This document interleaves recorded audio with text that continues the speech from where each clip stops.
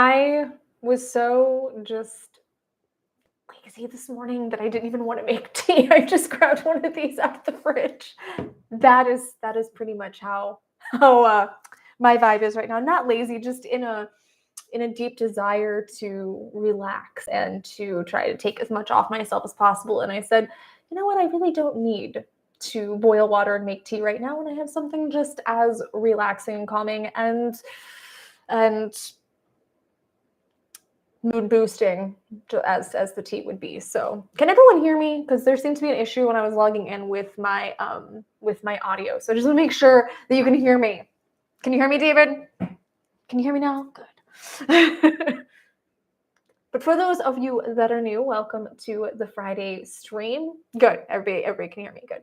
Welcome to the Friday stream. This is just an opportunity for us to share where we're at, because you know what? Some of us just don't have the opportunity to do that a lot in our day-to-day lives. And it's important that we're checking in, that we're just talking about where we're at, good, bad, and crazy, as I always say. Please keep in mind, I am not a mental health professional. So any advice that I give or any insights that I give are just based on my experiences and that of others that I have come across during my mental health journey and the journeys of others that have become part of that journey. So who is here already? Joseph, hello. David, full on pink. Did you expect any less from me? Really?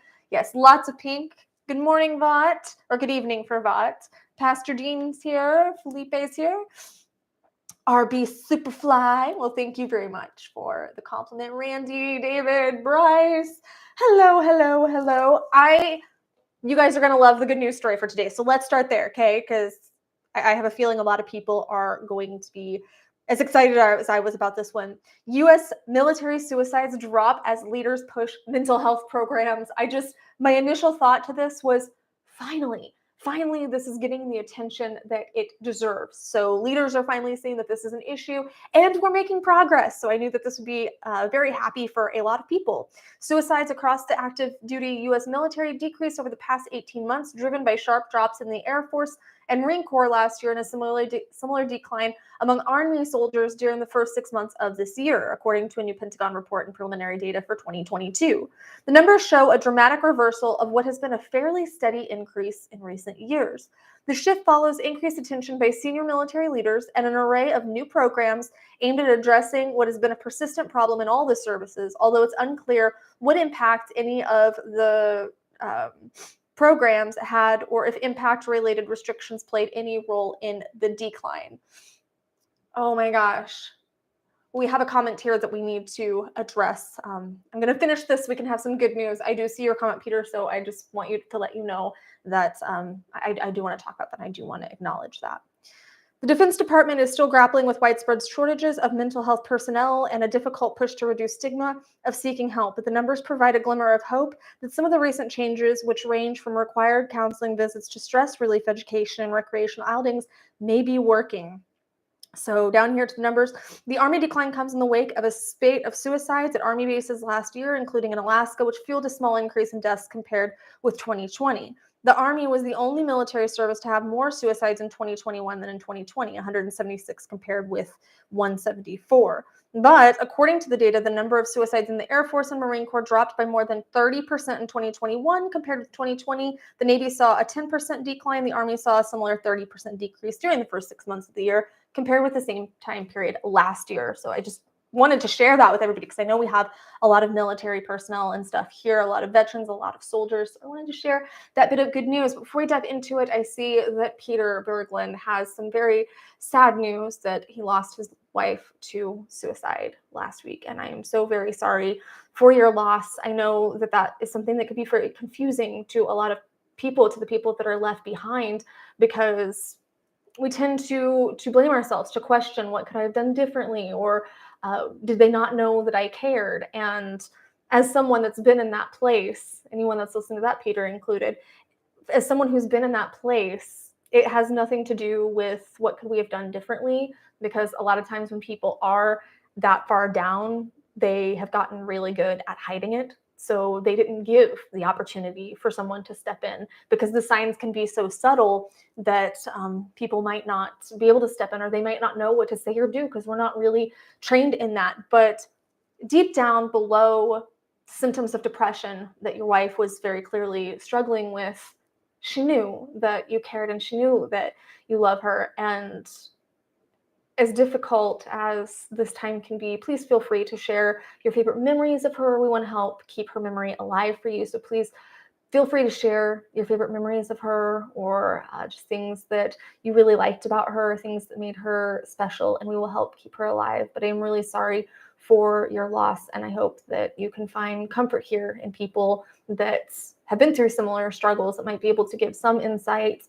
If you have any questions, please feel free to ask, and I will do my best to answer them. Obviously, I'm not her, and I don't know how she felt, but I can say that I've been in that mindset. So if you have any questions, I can try my best to give insights. But just know that you're not alone. You have a community here that cares and that understands and that will walk beside you through this difficult time.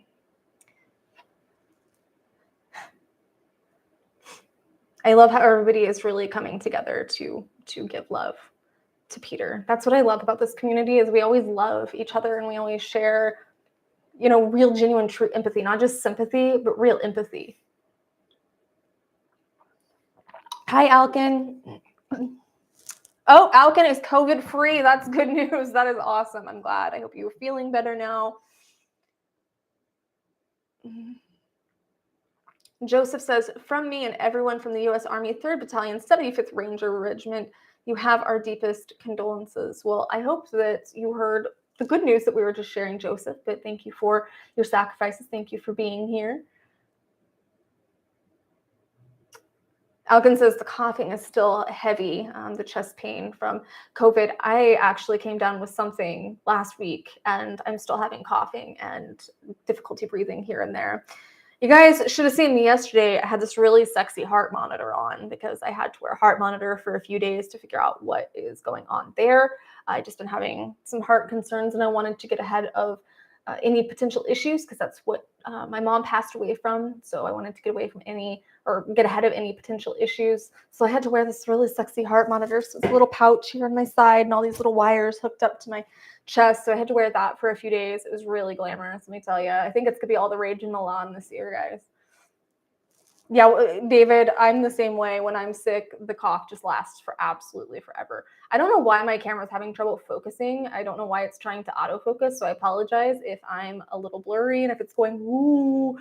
I apologize for that. David says, I loved the look. I'm telling you, it's going to be on all the runways this year.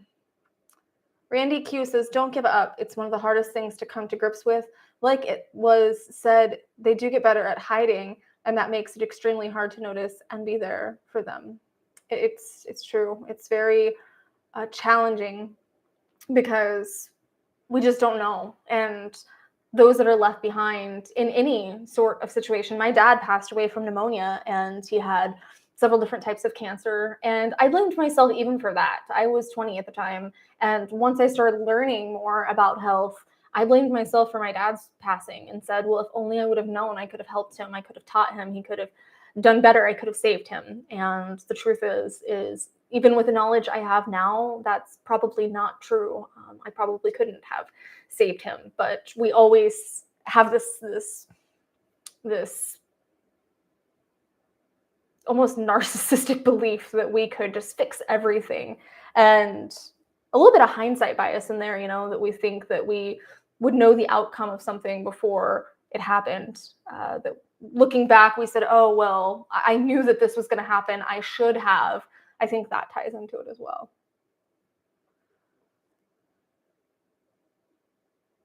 David says they try to protect us and shield us from their sadness. They love us and don't want to burden us. And that's a really great reminder just to anyone who is feeling like that, that I think every single person, correct me if I'm wrong, if you don't feel this way, let me know, because I know every single person in this chat will agree with me that we would much rather read your messages than hear about your funeral. Your friends and family would much rather hear about your story than attend your funeral. So if you are struggling, it actually alleviates other people to share with them, because number one, then they know that something's going on so they can watch out for you a little more, but then they are also empowered to open up when they're struggling so they don't feel the need to hold it inside. So it's just a beautiful cycle when we can have that strength to open up and to share, that then other people are empowered to do that, so they're not gonna perpetuate this cycle of we just need to keep it inside and repress it, because that actually can cause physical health issues. So even if you don't lose your life to suicide, repressing things can actually manifest as physical health issues.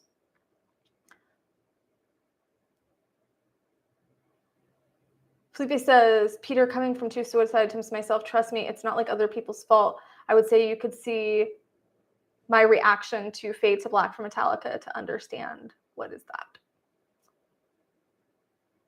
Alkin says, physically, it's getting better. Mentally, did not get an appointment yet. Monday, I'm going to make some more calls in another town where my job is located. Well, good luck on getting an appointment. I don't know about where you are, but it can be a little bit difficult here sometimes to get appointments. It took me months to get into a cardiologist, and I had a friend who was actively suicidal, and it took him a year to get into treatment. So treatment can be a little tricky sometimes to get into, but whether physical or mental, because it's all technically physical, no matter what, just if you feel like you need treatment, there are always options to get that. And there might be a little bit of a wait, but get in as quick as you can. Get on that list as quick as possible. Yalkin says, since Corona, it's hard to get an appointment. Yeah, it's the same here. Dude, stop. Hi, I haven't been around for a while, but I've been. Okay, we've been. I'm glad that you've been. I'm glad that you're still binning. Ew. My ex's name's Ben, so I don't like that as a verb, but I'm glad that you're here. Randy Q says, yes, mental stresses will lead to physical issues, as when my depression and PTSD was worse, I had more pain due to my military injuries. Yeah. Edward says, I believe we're all here, at least to some extent, because we want to move forward in a healthier way. Support from others, even those who are strangers now, is helpful. And he's speaking from experience. I will tell you that I have had some of the most healing conversations of my life in a Macy's bathroom with complete strangers. I don't think it has to always be a best friend or a therapist. I think sometimes just getting it off your chest. Sometimes I get emails from people that just send me their story, and it'll be very long, and they'll just pour it all out. And I might get another email from them when I respond, and I might not, because they just needed to get it out. And that's kind of what this channel is for. I try to interact and acknowledge as much as humanly possible through my email and through my comments. But this channel is just for people to be able to get it out, because holding it inside is what poisons us over time. So if we can get that out, even if just to a stranger, it's still getting it out of our head. My WWE fan says, I'm sorry for disappearing for a while, Amanda. I've been going through a lot. Well, I hope that we can bring some positive energy to that lot. And no worries, no need to apologize, guys. If you're not here for a while, this channel is here when you need it. You're not obligated to come check in every stream. You're not obligated to watch every video. It's just whatever resonates with you and whenever you feel drawn to it. And I have kind of found that groove as well with the channel, that I don't want to be a creator that creates content just to put content out there, just to say, okay, I met this certain amount of videos for the week. I put out 3 videos or 5 videos or whatever. I want to be inspired. I want to feel energized when I do it. When I sit down to listen to a song, I want to be able to give it my full attention and really be able to absorb that music. When I make a vlog, I want it to be because I'm inspired to make that vlog. Or when I give tips, I want it to be because I'm inspired to do so. So finding my own groove has been really amazing too. So there's never a need to apologize for going and doing your own thing or taking care of yourself, because that's what the channel is empowering you to do, is to know when to take a step back from everything. Me, the rest of the internet, whatever the case is, taking a step back sometimes is awesome. So I've been doing the same thing. I encourage you guys to do the same thing. And as long as you check in every now and then so we know you're okay, then everything's completely okay. Hello, Xenixis is here. Hello. I was just watching your video actually last night, one of your newer videos. So I'm glad to see you here and have more of your energy. Yin Yang says, oh man, these last couple of weeks have been hell for me. Well, please feel free to let us know what's going on. Hopefully we can help in some way. Rick James, as soon as I said, as long as people check in every now and then to let us know that we're okay, my brain went, Rick James, and there's Rick James. So I think I just manifested Rick in the chat, because I immediately thought of Rick, and here he is.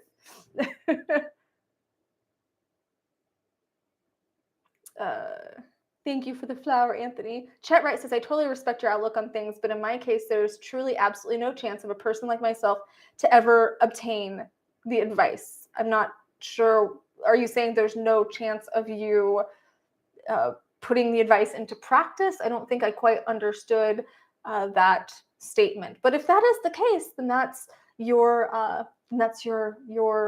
choice, your decision to move forward. You know, we can all make decisions on how we take the next step. Oh, David Ward says, my wife died pregnant with my daughter. I faced cancer. I didn't want to beat it. I wanted to be with them. To be completely honest, I don't blame you. I understand on some level where you're coming from. I lost a baby, and there was a long time where I just kept saying, why didn't you take me? I deserved it. She didn't. So that guilt, that feeling of just wanting to trade your life for theirs, or whatever the case is, can be very strong. And I promise that I'm not going to tell you it's not going to be painful. It's awful, and I wouldn't wish it on anyone. It's absolute psychological torture. I'm not going to underplay that. And there's still days where it consumes me. There's still days where I'll see something. There was a scene in Handmaid's Tale this week that I said after watching the episode, and just cried on the couch for probably 15 minutes, and then just went off and kind of sat and reflected for a bit, because it was really triggering. There were several parts of it that were very triggering. Last week, I actually woke up to a nightmare related to it, and it wasn't Frozen, so we've made progress. And it's the first one I've had in a while, but I woke up to a nightmare. But it's not that it gets better, it's that we get stronger, and it's that over time, the pain does start to, there starts to become time between the pain, you know? So the pain is still there, but there's times where it's not as loud, as powerful. So I'm not gonna lie to you and tell you that it's an easy thing to get through, or I'll just buck up, or just pull up your bootstraps. No, you need to lean into the pain, because that's a huge loss. That's loss of two people that you clearly loved very much. And really all you can do after something like that is find ways to connect to their love, and connect to them, and live your life in a way to honor the life that they couldn't live, especially for your daughter, living a life for her that she didn't get to have, and finding ways to honor her memory, because she was real, and she was a real person. And whether that's writing letters, whether that is doing relevant outreach and charity work, there's always ways to turn grief into a loving act. And that's what I really encourage people to do, is find ways through your grief, while still allowing the grief to be there, still giving yourself space to cry and to grieve, to find ways, just little glimmers of beauty in an absolutely ugly situation. I'm not gonna sugarcoat it. It's a really ugly situation, but the more little moments of beauty, or little pieces of beauty that we can find to inject into that, makes it a little more tolerable and manageable. See, David got just as excited as I am about Rick being here. Xionic sees, you have to tell us all about what you are up to. I'm excited to hear what you're up to. You come in and you say hi. You have to give us some kind of insight here of what you're doing, or what your next video is going to be, because I love your content. And we do have a couple of French speakers here in the chat. So tu dois partager un peu, s'il te plaît. Victor says, the day I got shot, if the bullet went a few inches to my left, my daughter would still be alive.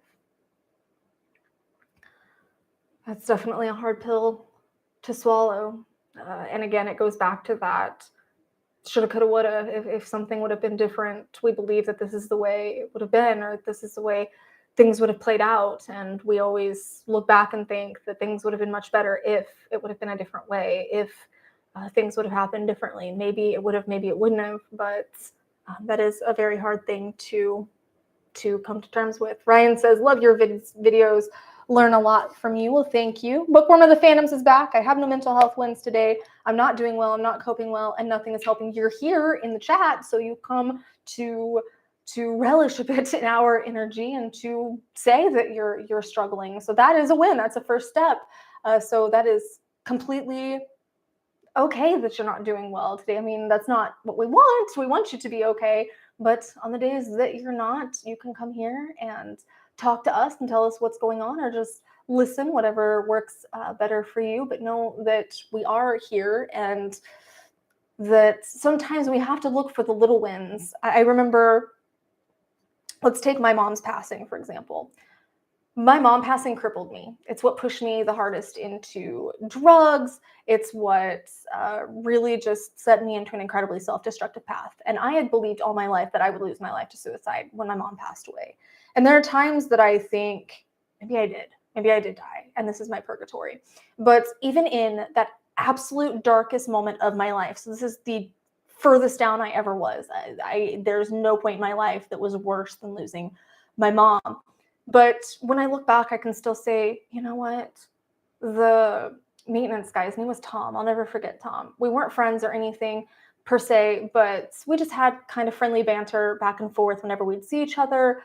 He was the groundskeeper for the apartment complex I was at. And the night my mom passed away, he came up and watched movies with me just to keep me company, to make sure that I was safe. And I will never forget that tiny little win in my darkest time. There's these tiny little things, or the first time that I really noticed a flower again. I know that sounds really petty, but when my mom passed away, in my head, it really was kind of like Kansas, where everything was in black and white, and not physically. I could still see color, but I didn't notice it. Everything just seemed like a blur. Everything seemed very dreary, very drab.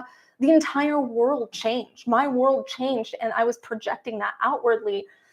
And I remember the first time, it was this little orangish flowers in California. And I'm not a botanist, but it was a little orange flower. And I just remember seeing it and going, has that been there?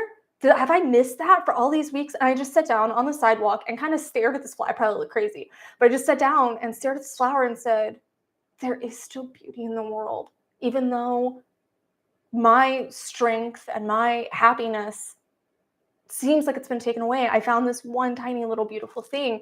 And sometimes that's all we can do. Maybe we just have the flower. Maybe we just have the Tom. Maybe we just have a nice message at the right time, but we can't overwrite those things. I think it sounds like, though, it's time for the snaps. But Rick says the PTSD is still gone. The demons are still gone. And then Chet Wright says, Rick James, demons are truly never gone.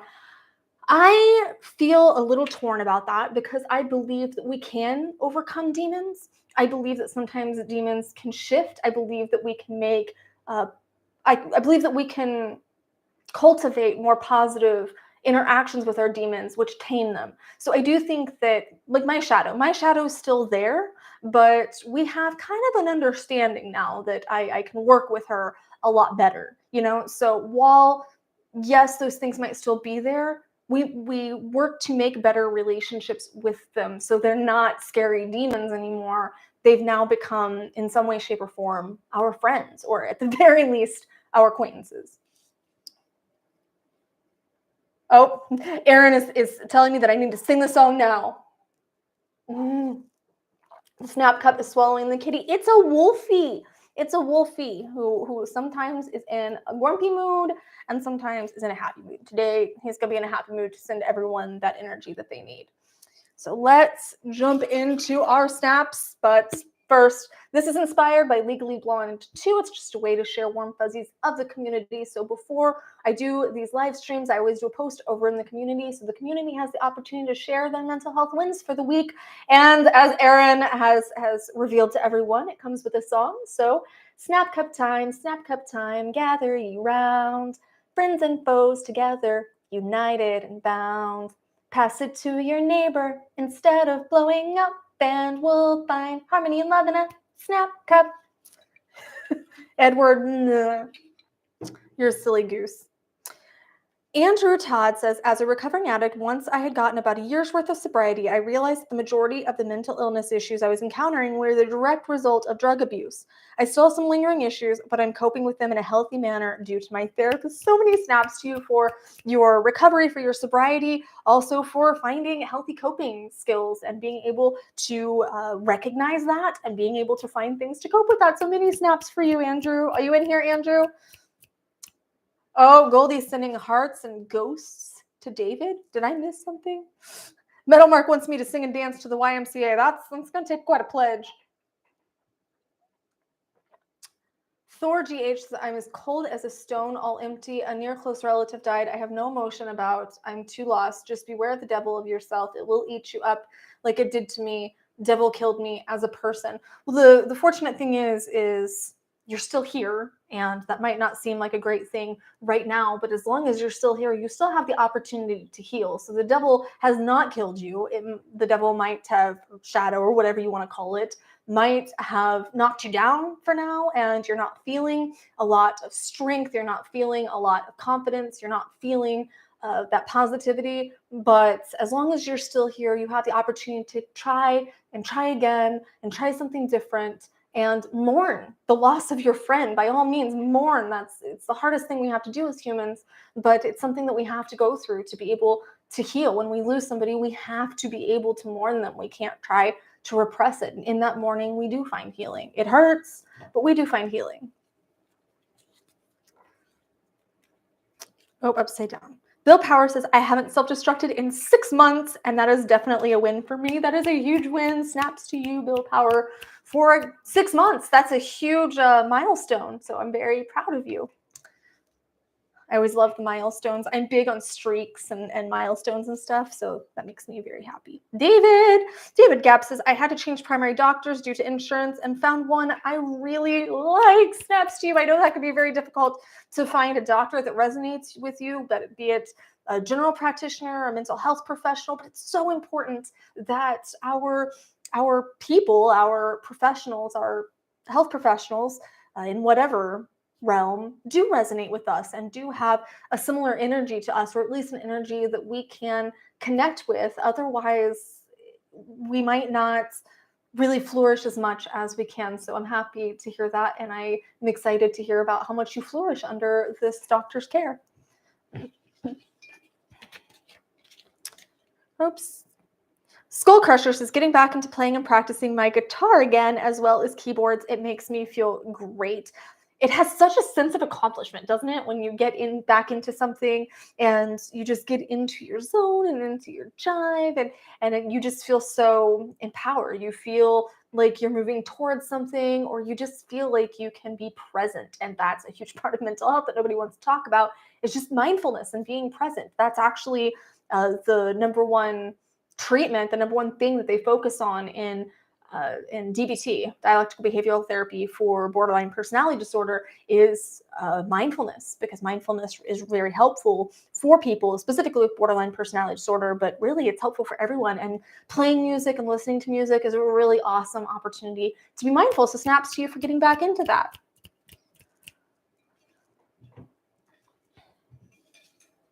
It's good news. Jake Smith says, we have more than one win here. One, my girlfriend and I watched Hellraiser 2022 together. I saw that. I've never seen any of the Hellraisers, but I was shocked to see that being a new thing. I think it was on Hulu. In separate rooms because she's still in quarantine. Will be out soon. The movie wasn't too bad. That's so cute. Like little distance date. Number two, I got my flu shot, so I'm prepared for winter. Whatever makes you feel prepared, and you know what? We have the freedom to make our health choices and our medical choices. So it's a pretty awesome freedom to have, right? And number three, I learned how to cook instead of eating out. Good for saving money. Oh my gosh, it's good for saving money. It's good for your health. The more you can eat at home, the more you can control what goes into your food.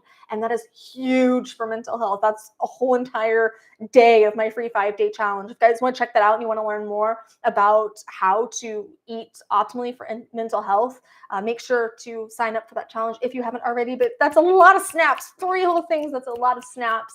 Awesome. I'm proud of you. But yeah, eating at home has so many benefits, from saving money. Really, at the end of the day, it saves time because you're not waiting 45 minutes for your Uber Eats person, and you're not expending the energy to go out. I'd rather expend the energy sometimes just to make a meal, as long as I know what to make. My biggest problem is I wait too close to dinner a lot of the times and then say, ugh, but now I'm hungry and I don't want to wait a long time. I don't want to take a long time preparing something. So learning to cook and kind of branching out and finding new things, it's awesome. Just had a little extra one. Oh yeah, Erin says we tried Panda's new Beyond Orange Chicken. Yeah, that was our win of reaching out and trying something new this week. Was we went and tried the Beyond Chicken, and it was actually really, really good. I never even liked regular orange chicken, but it was really good.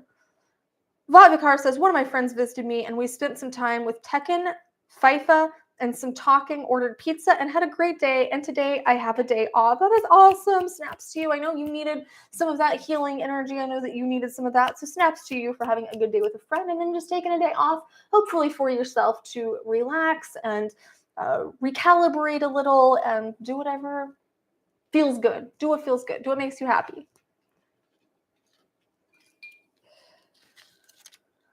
Johnny Rocket, still here, smiley face heart. Score, life 1, me 0, but it's only halftime. I love that. Sometimes, that's the best way to look at it, is life might have got a hit on us, might have got us down, but the game's not over, and we can always make that comeback in the end. It's kind of like, I know this is a very simplified, well, first and foremost, snaps to you for having that positivity and that outlook, Johnny. It makes me think of, I was playing Minecraft Uno with Bryson last week. Me and Aaron and Bryson were all playing Minecraft Uno. And Bryson kept getting very discouraged because Aaron would get down to Uno or whatever, and Bryson still had 6, 7 cards. Well, in the end, Bryson ended up winning. But the whole time, it's just, I can't win because I have too much on my plate. I have too many cards in my hand. I have too many things that I need to process and deal with, right? That's how I'm thinking about this while it's happening, is he's holding all these cards and I have too many things to deal with. It's impossible for me to win. Number one, winning doesn't really matter anyway, but when you look at this as an aspect from mental health, it's, okay, you have all these cards that you need to find a way to play. And maybe you can. Maybe you're going to make that comeback, just like Johnny Rocket's going to make that comeback because his game's only in halftime. Maybe you will, or maybe it's just, I wasn't meant to win this one, and I'm going to learn, I'm going to extract the lessons from this specific situation and go on to something else that I might be able to win, or try to find a win in a bleak situation like we were talking about earlier when my mom passed away, and the Tom and the flower and stuff. There's always more time in the game. As long as you're here to listen to me right now, or you're here to read these messages, you're still here to make another play. YMCA in French. YMCA. Aaron!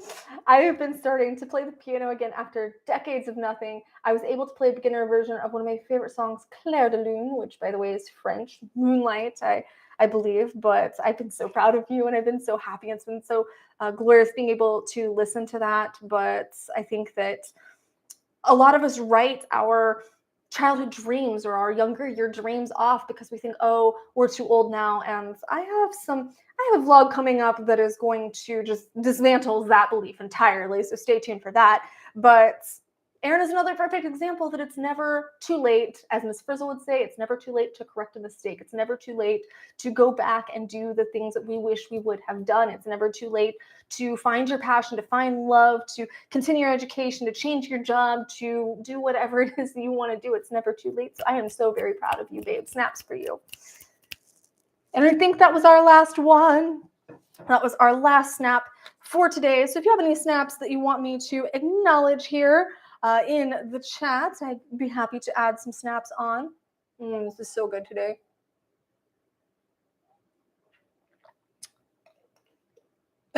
Edward says, Aaron, what was the beyond results? Was it beyond okay? Aaron says, it was really good, although we could tell a few pieces had been sitting there for a while. The fresh ones were really good. See, I am not picky because we had a few pieces the next day, and Aaron says, the texture has changed, and this is just so much different now, and I couldn't tell a difference until you said something. I feel like I have lower standards than Aaron does when it comes to things like that. Edward asks, do I have a win for everyone? Let's see. Well, I actually managed to wear that heart monitor for several days. I told the doctor straight out, I said, I'm not going to be able to do this for a week. And she said, it's fine. Okay, we're just going to do it for a few days. And if we don't catch what we need to catch, then we'll have to extend it. But if we can catch it in those few days, which it sounds to me like you're having it fairly frequently because I have these weird palpitations, she said, it's fine. Then we'll just do it that way. So let's play it by ear. And I said, fine.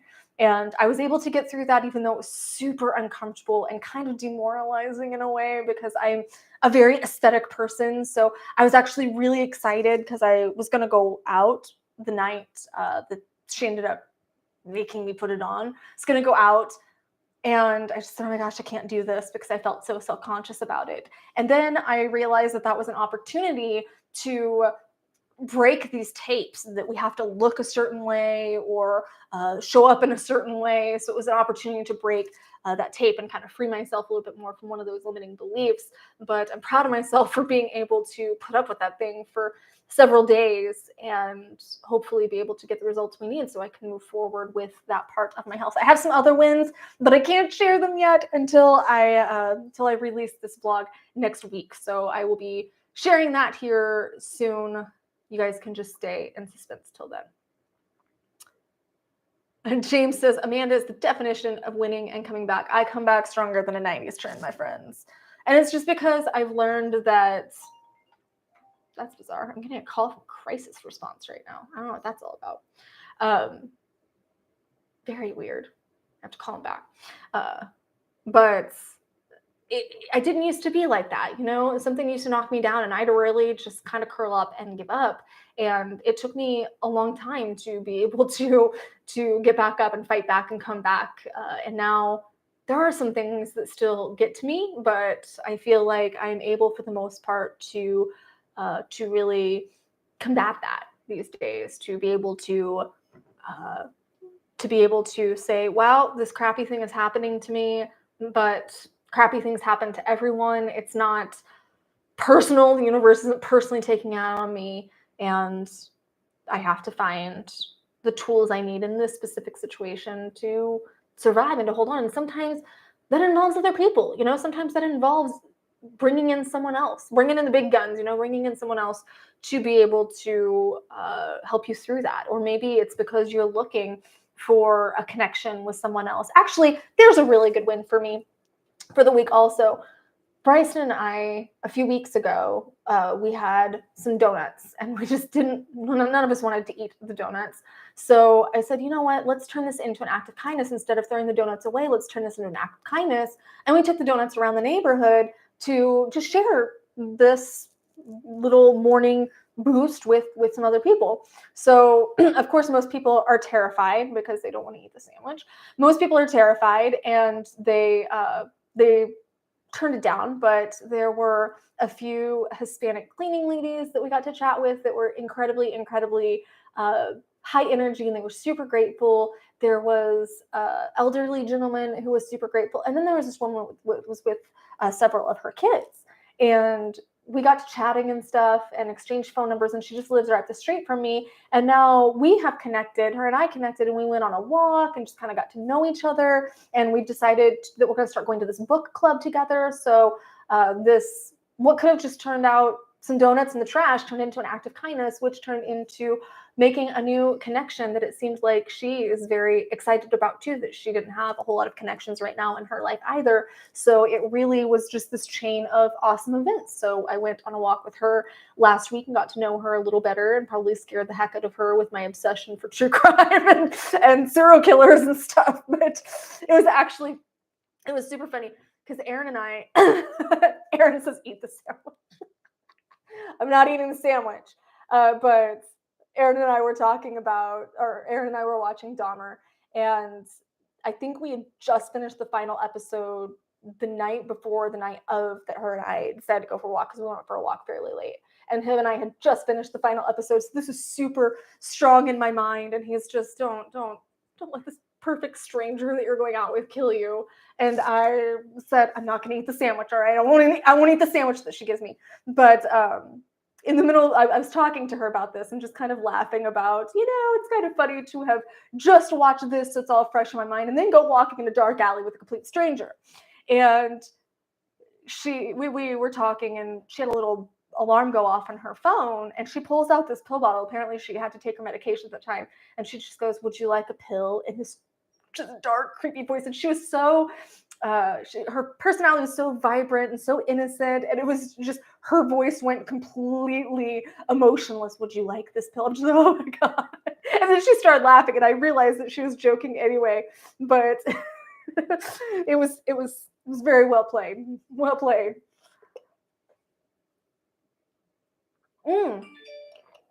Alexander says, "I made it through the grocery store without headphones and had a conversation with my kid's friend's mom while there and didn't even have a panic attack in my car afterwards." Little wins. That's huge wins. I used to have extreme agoraphobia and pretty bad social anxiety, so that is a huge win. Big snaps to you. Proud of you for that. And that kind of goes into the exposure therapy, of sometimes do the difficult things, because that's where the growth is beyond those difficult things. So do the things that make you uncomfortable, and that's where we experience growth and we have more wins. So very proud of you for that. That's not a little win, that's a huge win. Chet says, "If y'all knew the demons I deal with, but thanks for the kind words." I think we all have a darkness that we don't always share with everyone. And this is a community where fortunately we can share that, and we can talk about it, and we can open up. And there are people in here that have seen things that I can't even fathom. And I'm the one that's sitting here watching Dahmer, and there's things that people in here have experienced that make that look Disney. And you know what? I don't judge those people. I don't look down on those people. As a matter of fact, at the end of the day, I didn't even look down on Jeffrey Dahmer while I'm watching this. I had empathy for him and for the victims of these horrific crimes. I think that we often overlook the fact that these people are victims as well of, it can be of abuse, of neglect, of bullying, of their own mental health challenges. Because no sane person goes and does these kinds of things. But there are people in here that are from all walks of life that have experienced all kinds of things. And I don't think I've been scared yet. I don't think I've been scared of anyone yet. If I can watch an entire season of Dahmer and not feel just absolutely horrified by this person and still feel, wow, this is a person under this. This is a person who needed and deserved help, and I don't think anybody's beyond that. I think that we all struggle with our own demons, our own shadows, and we're all at different places in our mental health journey, but we're here for each other, whether in that darkness, if you're still in that hell, we're the ones carrying buckets back in to throw water in for you, and help you put out those flames. So I'm not scared of your shadow. I'm not scared of your demons. Hi, Addie.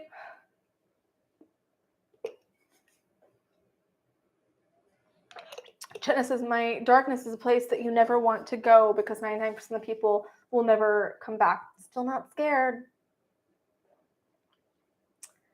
Edward says, "Chet, I believe you found this for a positive reason. There are some things we perceive as a mistake at one point that later result in big wins. Or there are some things that, might be mistakes. But we all make mistakes. And sometimes they're huge. And sometimes they can have consequences that we didn't want, or really horrible consequences that can change life, that can take life, that can alter everything. But it doesn't matter, because we're still here, and what matters now is the decisions we make moving forward."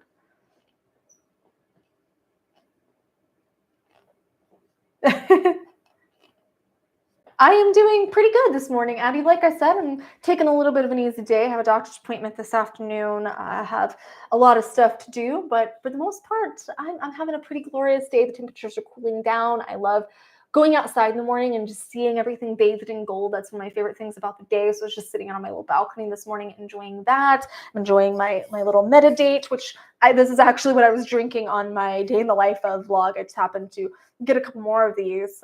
Aaron got me a couple more of these, and I've been enjoying these. So I'm doing pretty awesome, all things considered. Couple of challenges, but what's life without challenges, right?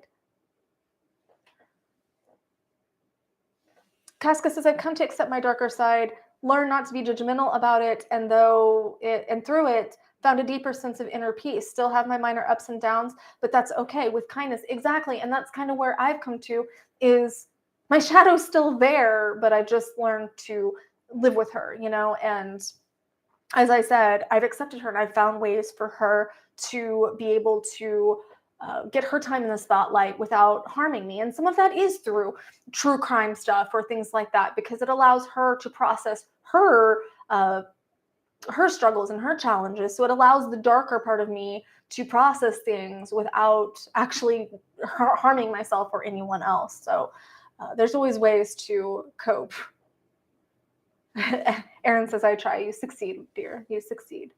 Paul says, what are you drinking there? It's called Meditate. It's a roasted date seed elixir. And it sounds kind of funky, but I don't drink coffee or anything. I don't drink any caffeine. So this has kind of an energizing quality to it. It boosts focus. It's very rich in probiotics. It's pretty awesome.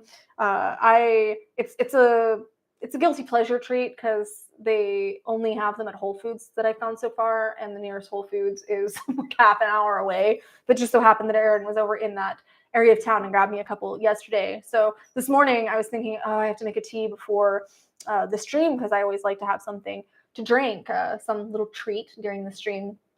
And I just thought, oh, I don't want to make tea right now. And then I said, I don't want to feel pressured to have to make something. I want to enjoy it. That's the whole point. So I reached in the fridge and grabbed one of these and was able to just utilize that to relax. And the little lessons you learn in day-to-day life. Why would I stress myself out to make a calming tea? That's just ridiculous. It's kind of ironic when you stop to think about some of the things that we do and that we push ourselves to do. Michael D says, hi, Amanda. Mike from Chicago, wishing you a great day and happy Friday. You're an all-around beautiful person and keep being amazing. Thank you so much. Mwah.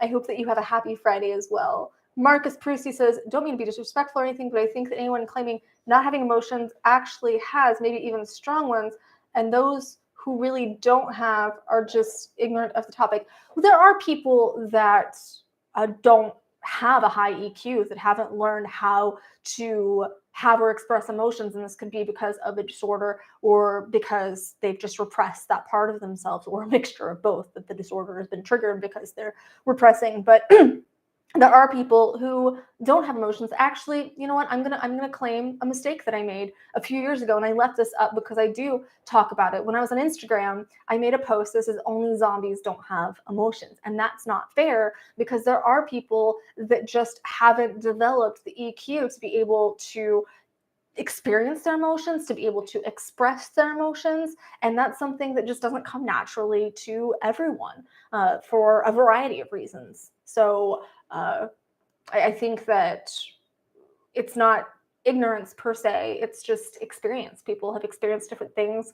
There's genetics that play into it, so it's kind of a mixture, as most things, of nature and nurture. There could be many, many reasons that people aren't experiencing or expressing their emotions. Awesome August Gaming says, I still to this day get compliments about the cat headphones. That makes me happy. Randy Q says, Todd Hill, I'm right there with you. Oh, what did Todd say? I think I missed something. Oh, Todd Hill says, I'm not going to let my demons win. As veteran, will not give up. Will continue to look for the positives. Awesome. I'm proud of you. That's awesome. And Randy says, I'm right there with you. My job as a trucker is my main outlet, as it keeps my mind occupied and keeps my dark thoughts from coming out. Most people do not think to thank truckers as much as we think our military and our police officers and stuff. But I want to say thank you, because my dad was a truck driver and really taught me that we wouldn't exist without you. So thank you, because we could not function in any way, shape, or form without you. As a matter of fact, my uncle's daughter once had said that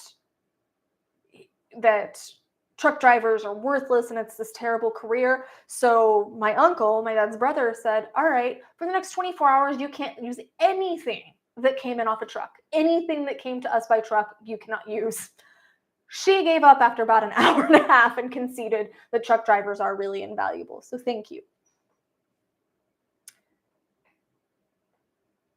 Oh, Travis says, "Do just watch your Fade to Black upload from a while back was super helpful because my sister-in-law just had a stillbirth. I'm so sorry." I did do a follow-up video that talks about the loss, so that might help. I have talked openly in several of my videos about that experience. My Mother's Day video of how I got through Mother's Day without my mom and my baby, that might be very helpful to her. It is a very, very, very difficult time because a lot of people downplay it, and they'll say things that are well-meaning, but just you want to go Dahmer on them. But it's just so frustrating. Like, oh, well, you can try again.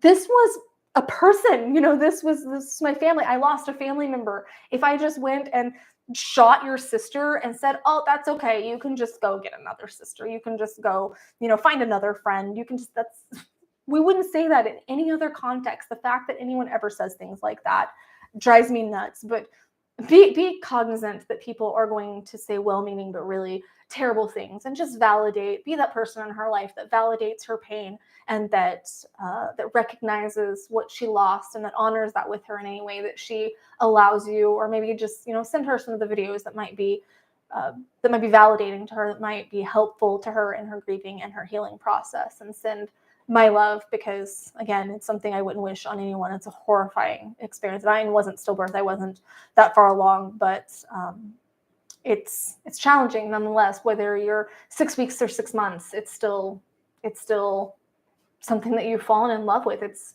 a member of your family. So the loss, in my opinion, is the same in most cases.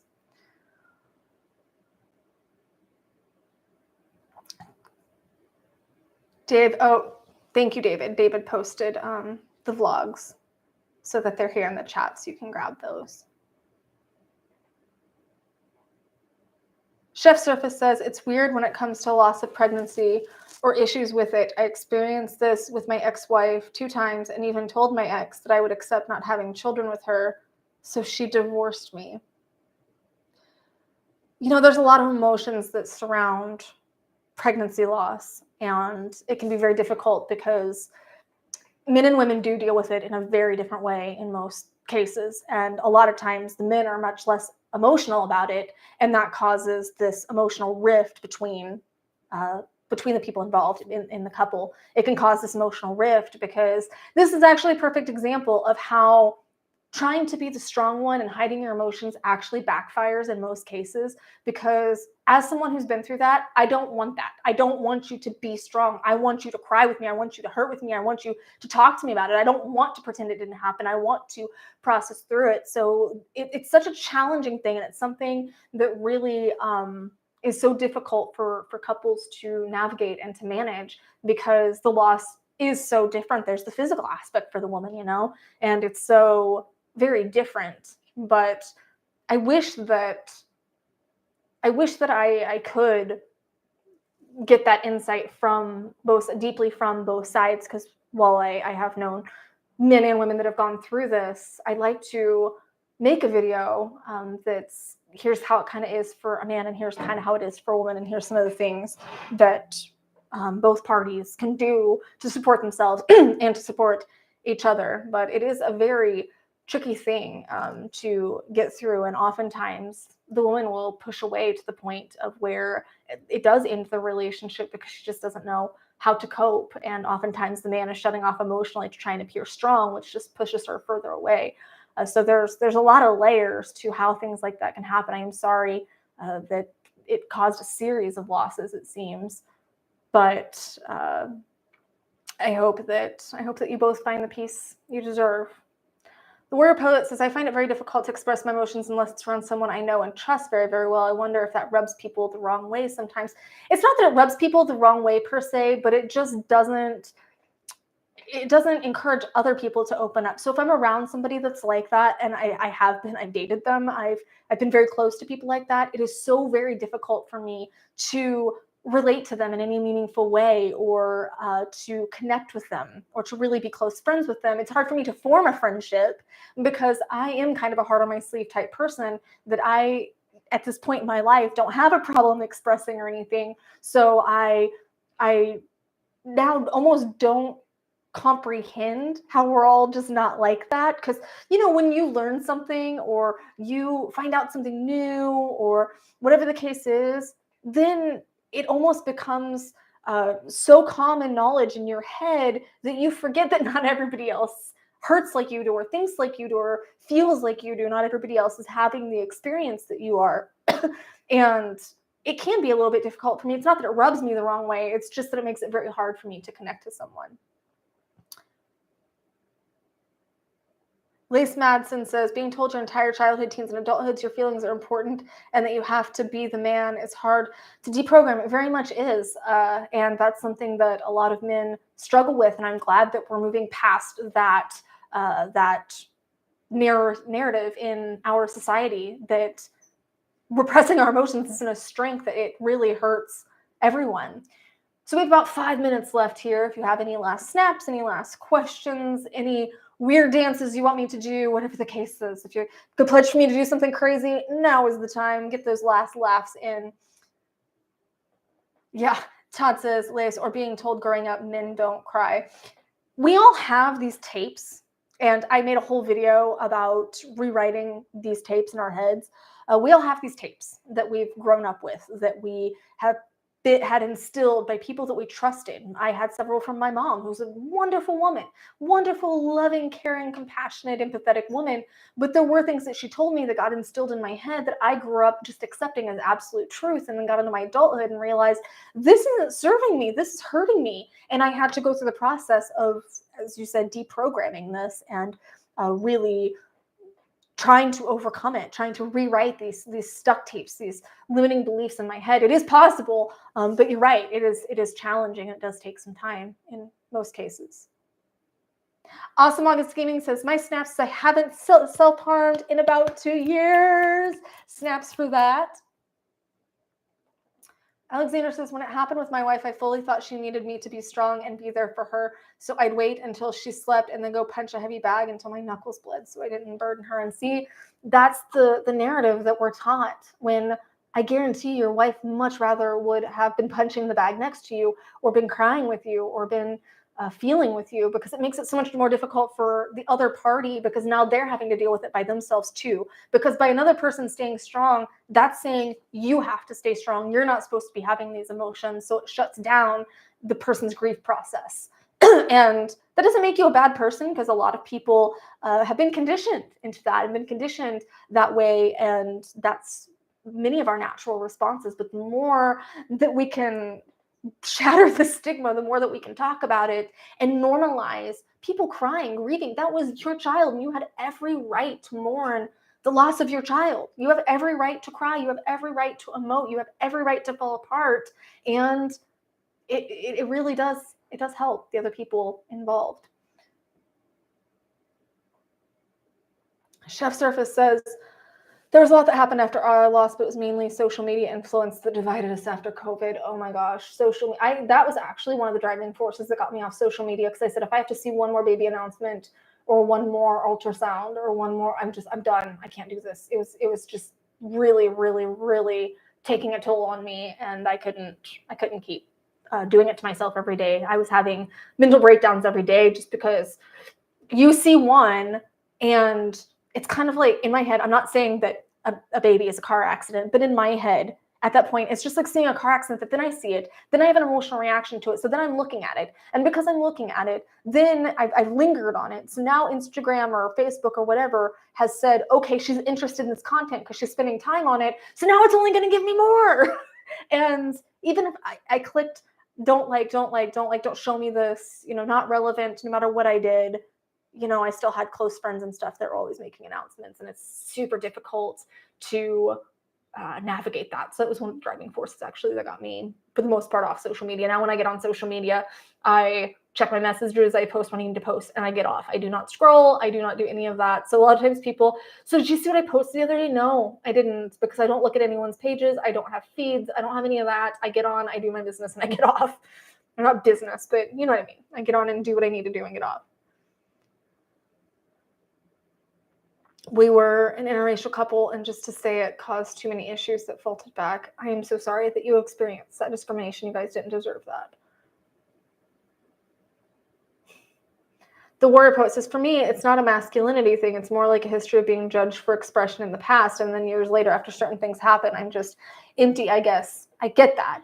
And at this point in my life, it's almost kind of a test to people, because I feel like if you're not going to be able to be there for me while I'm emotional, if you're going to judge my emotions like that, then we're not gonna thrive as friends anyway. Why do I want you in my life? So it's almost kind of, I'd rather learn that beforehand. I'd rather learn that in the beginning of an interaction than 6 months down the road. That's fine. Judge me. I don't mind. We just weren't a good match. We weren't a good fit as friends. Oh, hey guys, before the chat ends, I want to make mention this playlist called Dead Internet Theory. You guys should check it out. It's so fascinating. Is that by All Time? Are you talking about All Time's channel? Because I love that channel. I love All Time. It's one of my favorite channels. One of my only channels that I keep up with, because he does do, yes, it's All Time. Yes. Oh my God. I love that channel so much, because he does the Mandela effect and Dead Internet Theory, and talking about how the internet is a Potemkin village. Oh my gosh. I love that. Yes. Yes. I will post that over in the community, actually. I will make sure to post it over in the community, because it is incredibly fascinating. That channel has amazing content. I'm not being sponsored by him in any way. I just absolutely love the content. So yes, yes, yes, yes, yes. That was a great way to end on a positive note. And I also like his channel because he doesn't post a whole lot, which actually reinforces my decision to only post a few times a week now. It's been very liberating, because I still get my content. You guys still get to interact with me, but I'm not burning myself out. And I think that I went from one extreme to the other in May. I posted every day, and then I didn't want to post at all for a while. And then I was just finding my groove, and I think I found it. So I think I'm doing good now. Love the Amanda effect. So thank you guys for stopping in today. I hope that we could bring some love and positive energy. There's been a lot of loss, and I just want to acknowledge once again that I see you guys, all of you that are in here, and you're opening up and you're being vulnerable. I appreciate that. I'm humbled by that. I care very much about you, and just know that we are here. So if you're needing to talk about a loved one you lost, or you're needing to talk about a difficult situation that you've went through, please, please, please feel free to do that here. The comment section is always open. I try to read as many of the comments as I can, but we're here to keep your loved ones' memories alive and to walk with you as you go through this grief process, because it's difficult for all of us. We all feel that crippling pain when we lose somebody. So know that you're not alone and you're not crazy, that it's something we all go through. And like I said, I did post on Mother's Day a blog that is tips and stuff for dealing with grief. So I'll make sure to post that here in the comments so you have that. But if you are grieving, it might be something that can be very helpful to use, just some tips on getting through that, things that I wish I would have known when I was fresh in that grief. So I love you guys very much. I'll see you in a few days on a new video, but in a couple weeks here in the chat. Mwah.